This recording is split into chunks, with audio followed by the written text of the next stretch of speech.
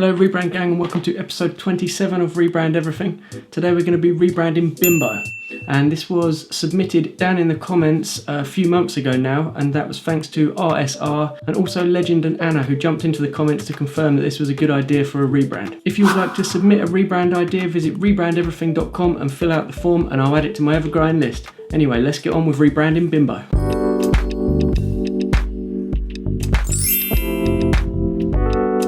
So when I first saw the suggestion for this week's episode, I was a little bit confused because I just thought the word bimbo was an insult. But it turns out it's not an insult in Spanish, and the brand is originally Mexican, so it all makes perfect sense now. Jumping straight into the research, I got straight onto their website, and it was good to see that they already had a super strong brand in place. I noticed on their actual logo they kind of use this bevel and emboss, which I think makes it look dated. They also use like a white panel behind the logo, which is normally something that I'd avoid. But in this case it does make perfect sense to have this, as their logo's main use is on their packaging, which is often see-through, so you can see the product inside. So by having that white panel behind it, it means that the logo will always be shown the same, whether it's on bread or a cake or whether it's just slapped on another colour, because the white surrounding area to the actual word mark is all sort of predefined and existing, so you just put that in there rather than having, say, different designers doing different things to sort of hold it off that background, because you'll get inconsistencies popping up throughout the branding. So I think for this situation it is a good idea to have a white background on the logo. So looking deeper into the actual logo itself, I'm not a great fan of the swoop above and below. And the position of that registered mark is kind of just making my eyes super uncomfortable. I don't know where to look when I'm looking there, because it's all a little bit close together, and then where it's been used down small on the website, it kind of all just crushed up. It seems like a big part of their branding is the Bimbo bear. This character appears on all of the packaging, and they have a full history of him on the website. This makes it feel pretty approachable and playful, and I think the logo could be a little bit more fun and free-flowing to sort of suit this. I also noticed that the bear uses a little icon on his hat, which is something I'll have to think about as I'm developing these new logos.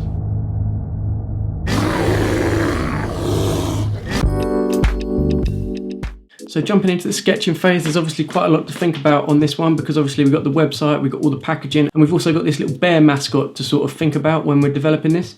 So my first sort of ideas were maybe that the capital letters are a little bit shouty and maybe a little bit aggressive for the rest of the brand, which is quite approachable, friendly, and sort of like the mascot's like a cuddly toy. So it seems maybe a bit furious to have all caps red writing, which is quite heavy going. I was drawing out lots of different ideas as usual. At this stage it is just a case of draw out everything that pops into my mind. I was looking at a few different ways of incorporating that more friendly brand, so by maybe staggering sort of the baseline of some of the text, or maybe putting it in like an arch, or even putting like ears on the top of the O. I'm not the biggest fan of using red and blue together, as they can kind of clash, and kind of when the two colours are touching it kind of looks like it's moving in the middle, really weird. But I thought that the colours should definitely stay the same in this instance because they've already got such a strong brand. So I think changing their colours at this point would confuse the customers and probably literally lower their sales, because people would feel unfamiliar and feel like maybe they're not getting the same product, or just simply not recognise it to pick it up off the shelf. So then just quickly, if you like the look of where we're going with this video, please press like below, it will really help the channel out. Also, if you would like to submit an idea for a company that you'd like to see me rebrand,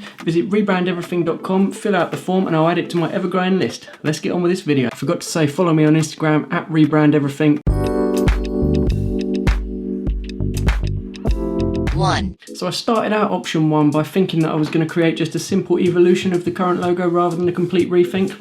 And I was playing with using the lines, but a straight line never seemed to look perfectly like aligned underneath the O. And because of that curve, it just always got that problem where it looks like it needs to come in a little bit, but then it doesn't look right when you look at it sort of again. It just never aligns nicely.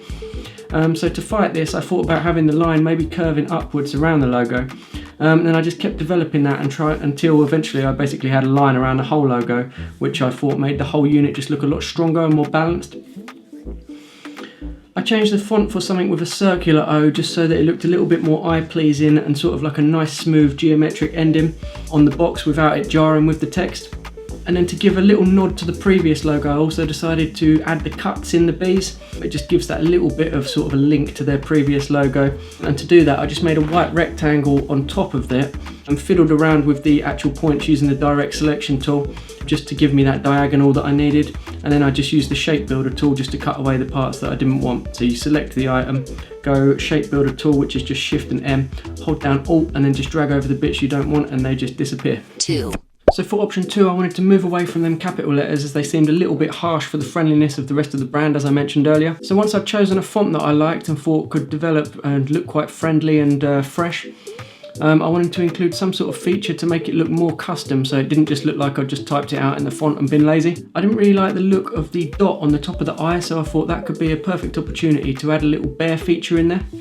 I didn't want to go too heavy on this bear graphic, and that was because that bear mascot currently appears on the packaging somewhere anyway, so I didn't want it like to be doubling up, so I thought doing something more subtle might be helpful. As I was building this, I kind of immediately thought of Mickey Mouse, as you would with this 3 circle design in sort of animal shape.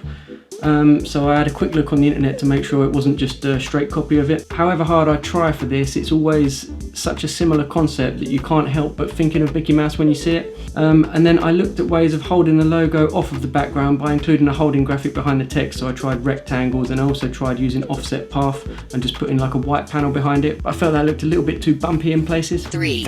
So for option 3, I was playing around with trying to make some sort of nice shape that was something a little bit different to just a circle or just a rectangle. And I'd drawn out a few different ideas where I had like a panel and then something behind it sort of holding it off, as I thought that would look quite good on the packaging, sort of like layering it up, maybe just add to that another dimension. And I also thought that that secondary shape behind it could sometimes hold the bear. But then after I was playing around with this for a little while, I kind of thought that it looked more like a petrol station logo than kind of a food packaging logo.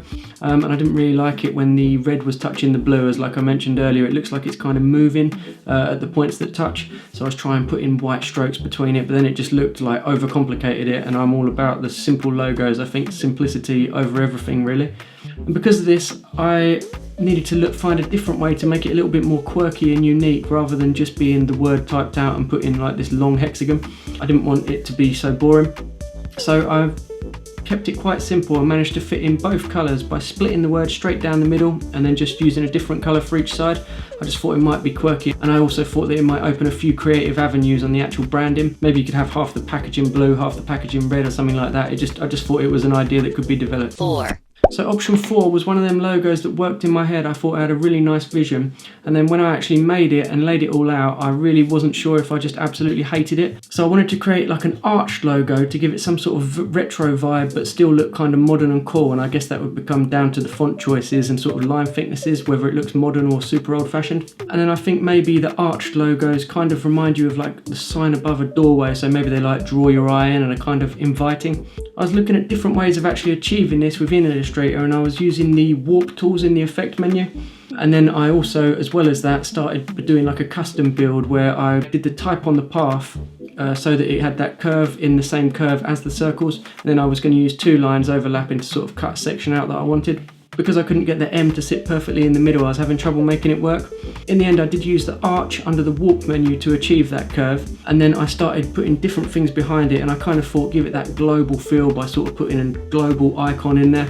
Which may be a little cheesy, but I thought it might just look super like established if we do that, as it's kind of like a kind of retro cool thing to do, I guess. But then when I actually put that in position with the banner across it as well, it looked too much like a basketball team or something like that. So I ended up just scrapping that and putting a bear icon in there. But where the bear icon was being used even bigger than in earlier options, I had to be extra careful that it didn't look like a Mickey Mouse. 5. So at the sketching stage, I'd drawn out an idea that isn't normally my kind of style, where I changed the baseline of each letter to sort of give it that fun and sort of free feel.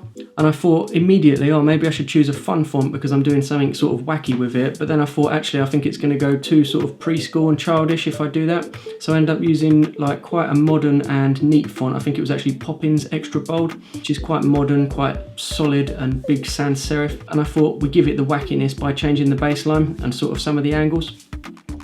So as I was developing that along, I obviously needed to include both colours, so I kind of thought, well, this is the option to go a little bit mad on. So I just alternated the colours along there, and I kind of thought, oh, it's crazy, but it is working. And then I obviously needed to put some sort of white panelling behind it for the reasons that I mentioned earlier. So I was looking at different ways of doing that, and I kind of had two ovals that I was overlapping, and I thought, oh, maybe that could work because it's kind of just a wacky little feature as well. And it's a little bit fun and a little bit free, which kind of hopefully would fit with the rest of the branding. But then I tried copying all of the paths, then taking what I had there, so the BIMBO and the exclamation mark, which was added just for a little bit more flair and a little bit more fun. And then once I had them, I do path and then offset path, and what that does is it makes it bigger, sort of universally bigger across all paths by the amount that you say. So I did it a certain amount and then used the pathfinder to make it all one panel. Because on my clipboard I had the letters from earlier, I could just paste in front, and then I've got a bigger white background on the text perfectly outlined, which I can then apply effects to. So then I just used a drop shadow in Illustrator, which is obviously something that I wouldn't normally do. And to be honest, you wouldn't include that on the actual packaging. You would just use the white and the red and the blue, and the drop shadow wouldn't be necessary. But when you was using it on a white background, obviously you'd need a drop shadow, otherwise you won't be able to see the white outline. I thought that this made quite a sort of crazy looking logo, but I thought it might just be so crazy that it might just work. Okay, we're doing something a little bit different before we see them final options in this video. To celebrate the launch of my new look website, I'm going to be giving away one of these graphic designer mugs that say, can you make the logo bigger? Which is the absolute pinnacle of graphic designs. We've got that Comic Sans, we've got that rainbow gradient. It is looking really good. So to be in with a chance of winning one of these perfectly designed mugs, all you have to do is take a picture of the mug by going on rebrandeverything.com, take a picture of the screen or take a screenshot, and then post it up on Twitter or Instagram with the hashtag #RebrandEverything, so that I can find it when I search through them. And at the end of the month, I'll choose one lucky winner to send a mug to. Okay then, Rebrand gang, just before I show you them final options, I just want to make sure you remember to press like on this video, because that really helps the channel out. If you want videos like this every single week, press subscribe, and then to get a notification, press the little bell. If you want to submit a rebrand idea for me to do in the future, visit rebrandeverything.com, fill out the little form and I'll add it to the list. And remember to vote for your favourite. There's a little button up here, it'll bring your options up and you can vote for your favourite, and we'll find out which out of these 5 are the best. Okay then, Rebrand gang, here are the final options. Let's go.